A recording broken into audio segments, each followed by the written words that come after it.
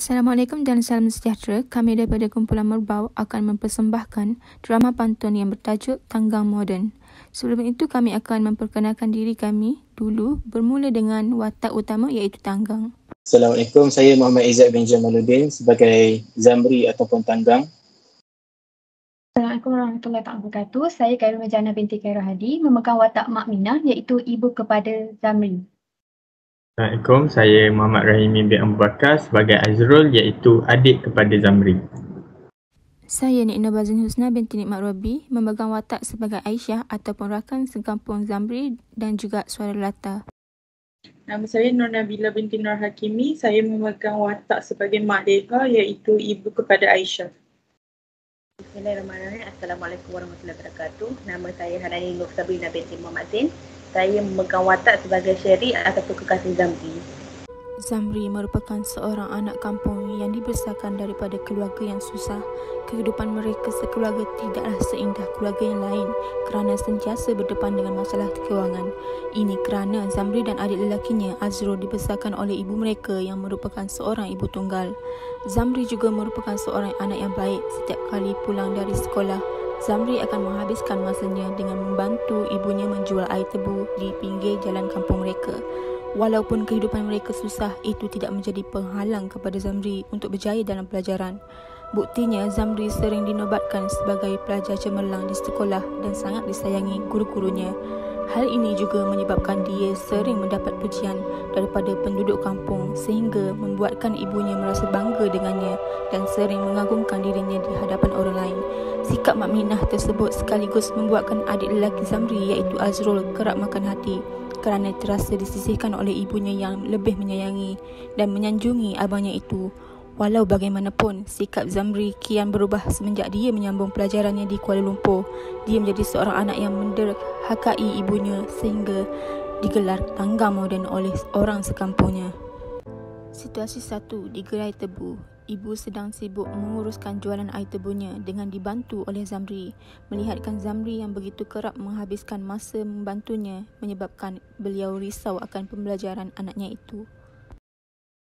Zamri, tak usahlah kamu menolong ibu di gerai. Lebih baik kamu pulang ke rumah. Habiskan masa dengan belajar. Dapatkan keputusan yang baik. Itu sahaja yang ibu minta. Hal-hal di gerai ni biar Azul saja yang tolong ibu.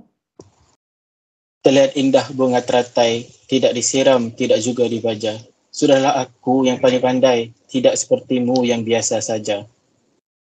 Burung bangau singgah di padang, dihiasi bunga yang berbagai. Pengorbananku tak pernah dipandang, usahaku tak pernah dihargai. Cis, ibu selalu je manjakan abang. Ibu. Ya anakku, kenapa nak?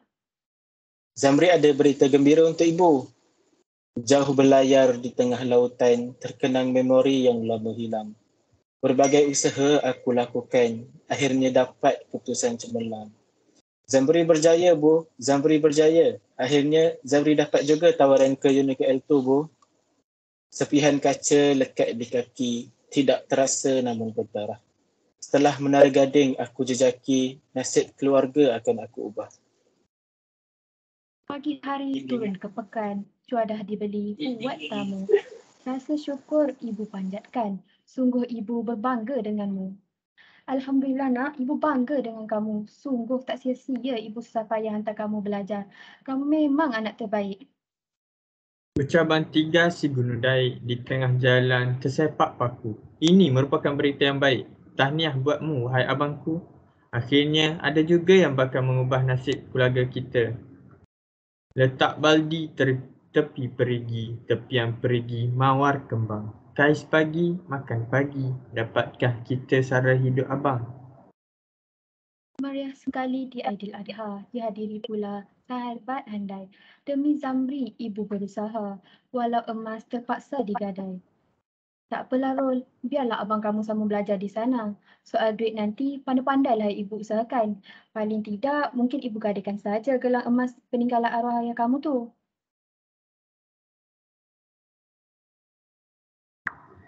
Ibu, sudah lama abang tidak menghubungi kita. Selalunya dalam seminggu mesti ada juga sekali abang akan telefon.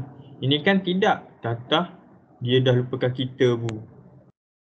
Ish, kenapa cakap macam tu? Kalau tak tahu nak cakap apa, diam. Jaga mulut tu. Abang kamu terbaik dan takkan lupakan kita ni. Mungkin tengah sibuk belajar. Hati sedang meronta-ronta berkenan dengan cincin terbaga. Sibuk belajar tidak terkata demi kerjayaan buat keluarga. Tak pun begini Bu. Cuba telefon abang. Tanyakan khabar dia kat sana. Adik risau je sebab dah lama abang tak telefon kita. Kalau macam tu, ibu cuba telefon abang kamu kejap.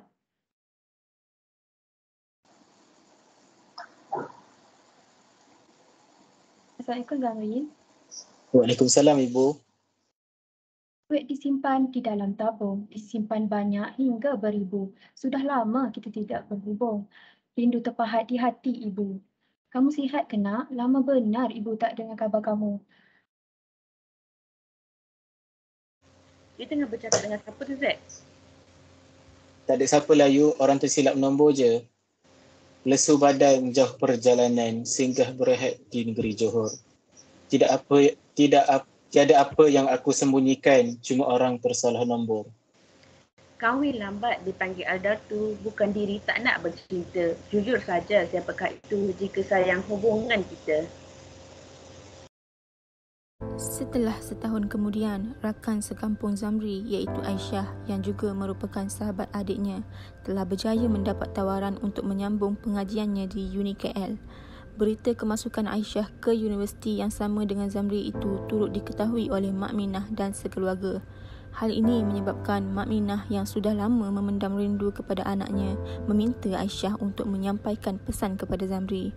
Tambahan pula, sudah sekian lama anaknya itu tidak berhubung dengannya, manakala Azrul yang setia menemani ibunya di rumah kerana tidak mahu membebani Mak Minah dengan masalah kewangan, turut meminta rakannya itu untuk memantau keadaan abangnya di sana. Hari Raya Pasang Pelita, indah suasana terbitnya fajar. Aisyah datang bawa berita dapat tawaran masuk belajar. Assalamualaikum Mak Minah. Aisyah dapat tawaran belajar dekat Kuala Lumpur. Tadi ada postman hantar surat ni dekat Aisyah.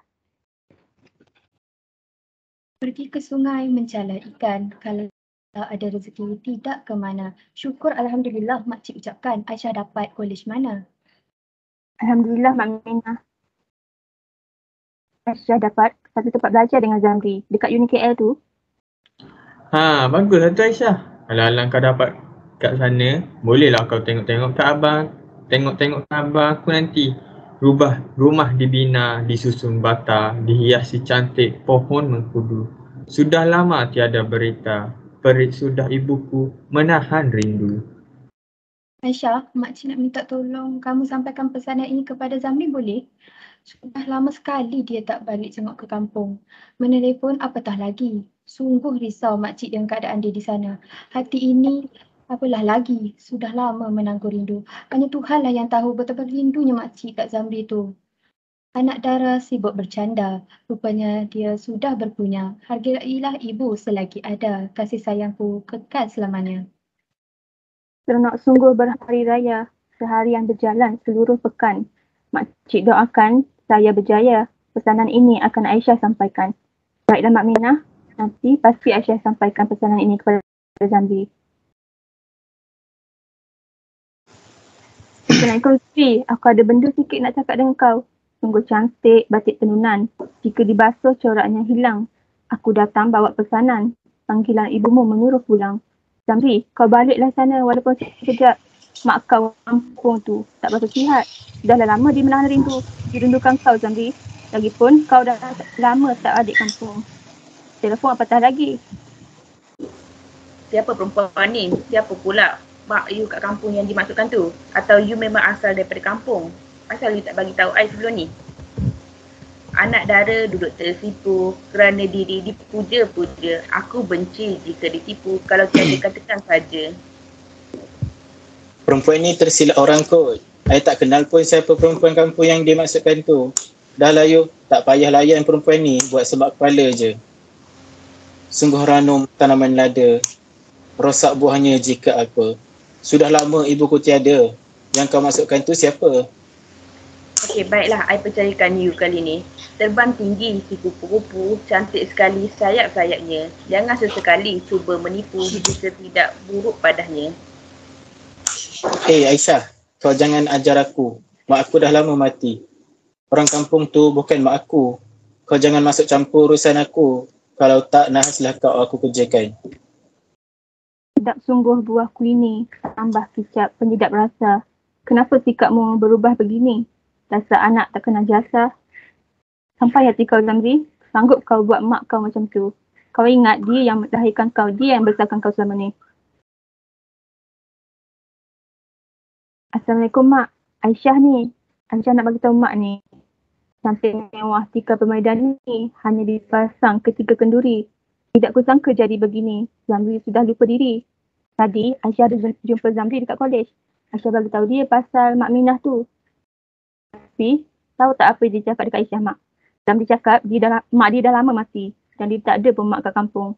Sampai hati dia cakap macam tu dekat Mak Minah. Mak Minah dah lah sakit. Aisyah terus tak sangka lah dia berubah macam ni sekali. Tangan menyelup ke dalam saku, menjenguk barangan mahu dibeli. Apa benar katamu anakku, hingga terjadi begitu sekali? Allahu Akbar, Zamri. Apa yang dah jadi dengan kau ni? Perangai dia betul-betul dah berubah, Aisyah. Mak betul-betul tak sangka.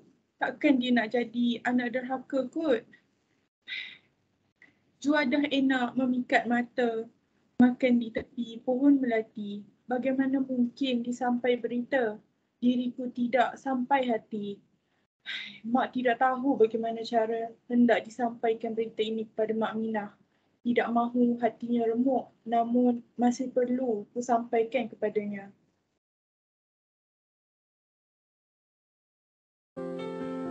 Assalamualaikum, Minah. Kau buat apa tu? Sini, aku ada benda nak bagi tahu kau ni. Pasal Zamri. Jauh termenung menghitung hari. Kenangan silam sudah dilupa.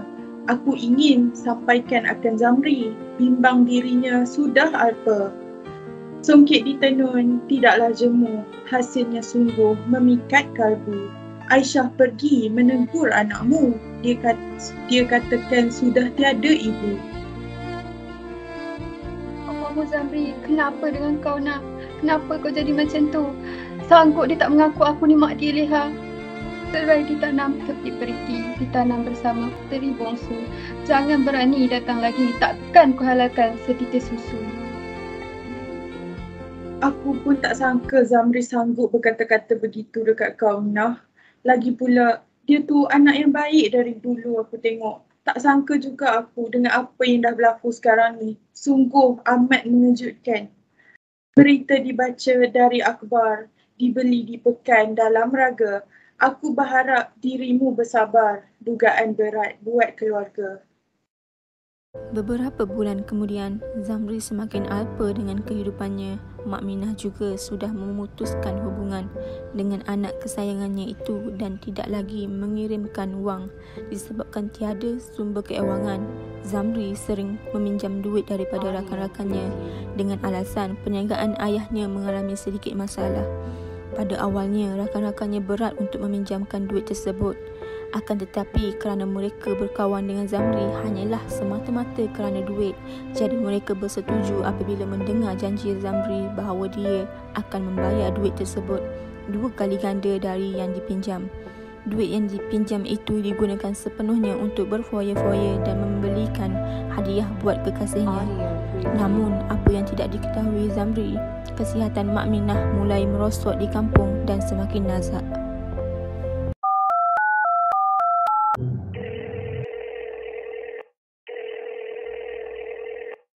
Ish, abang tak guna. Dasar abang tak sedar diuntung. Benar-benar kau lupa dah datang bang. Mak sakit pun kau masih tak nak angkat call. Bermain di padang gembira sakan, membawa lumpur semua terpalit. Asal usul jangan dilupakan, bagai kacang lupakan kulit. Mak Minah semakin tenat, kesihatannya kian merosot manakala Zamri pula sedang berdepan dengan krisis kewangan. Dia ketika ini seperti orang pelarian yang perlu bersembunyi dari rakan-rakannya kerana tidak mampu membayar wang mereka seperti yang dijanjikan. Namun, benarlah pepatah Melayu ada mengatakan, sepandai-pandai tupai melompat, akhirnya jatuh ke tanah juga. Hal ini kerana tidak memerlukan waktu yang lama, akhirnya Zamri dapat diburu oleh rakan-rakannya. Dia dibelasah teruk sehingga menyebabkannya lumpuh. Sherry pula sudah lama meninggalkan Zamri sejak segala rahsia yang disimpan oleh kekasih hatinya itu terbongkar. Zamri, I nak putus dengan you. Ketawa riang di hari raya sambil jamah rendang dan ketupat. Diri belajar untuk percaya ternyata kianat yang ku dapat. Tak Sherry, I boleh jelaskan semua ni. Tolong dengar penjelasan I dulu. Wajah disolek penuh jelita demi bertemu kekasih di pekan. Meski dijanji intan permata tidak akan ku percayakan. Sherry terus berlalu daripada situ tanpa mendengarkan penjelasan daripada Zamri. Selepas kejadian-kejadian yang menimpa dirinya, Zamri kini sudah seperti layang-layang terputus tali kerana tiada lagi tempat bergantung. Ibunya sudah meninggal dunia ketika dia baru sahaja tiba di kampung dan tanpa sempat dia memohon keampunan. Adiknya Azrul pula telah menghalau Zamri dari rumah mereka atas permintaan terakhir ibunya itu. Sejak dari itu, Zamri terpaksa membawa dirinya yang kekal lumpuh selamanya seorang diri.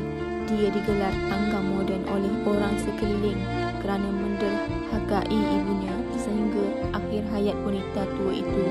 Sekian sahaja kisah Zamri, si tangga moden yang menderhakai ibunya.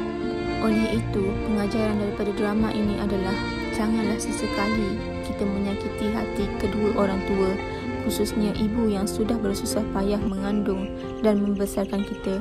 Setitik air mata ibu jatuh ke tanah, maka nerakalah jawapannya. Sekian sahaja persembahan drama pantun daripada kumpulan kami, Kumpulan Merbau. Sekian, terima kasih.